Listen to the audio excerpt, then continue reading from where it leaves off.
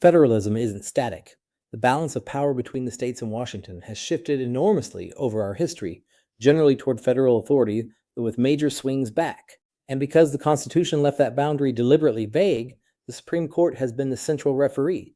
Let me walk you through the major eras. The first is dual federalism, roughly 1789 to 1933, sometimes called layer cake federalism. Picture a layer cake. The federal layer and the state layer are distinct and don't blend. Washington handled its enumerated powers, foreign policy, interstate commerce, the currency, while the states governed nearly all of domestic life, criminal law, property, family, education, public health. During this era, Chief Justice John Marshall handed down decisions that strengthened federal power.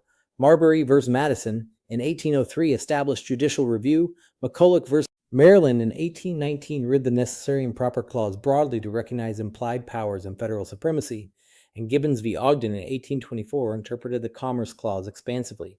But this whole era was shadowed by the fight over state sovereignty and nullification, which exploded into the Civil War, and the 14th Amendment afterward made the federal government the guarantor of citizens' rights against the states. The second era is cooperative federalism, 1933 to 1981, marble cake federalism, where the layers swirl together. The Great Depression shattered the dual model by proving states couldn't handle a national economic catastrophe alone. FDR's New Deal forced Washington and the states to partner on relief and recovery, channeling money through grants and aid tied to federal standards. After the courts switch in time in 1937, the Commerce Clause was broadened to sustain all this, and the Great Society of the 1960s extended it further: Medicare, Medicaid, federal aid to education, the Voting Rights Act.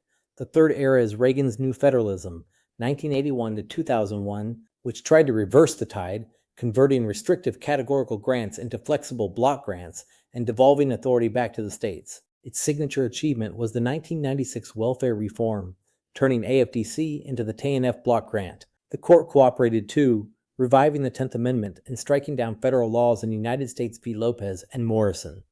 And since 2001, we've had no stable new model, just contested, oscillating relations, where whichever party holds Washington uses federal power, and the party out of power resists through the states. The COVID-19 pandemic was the ultimate stress test, with states becoming de facto first responders.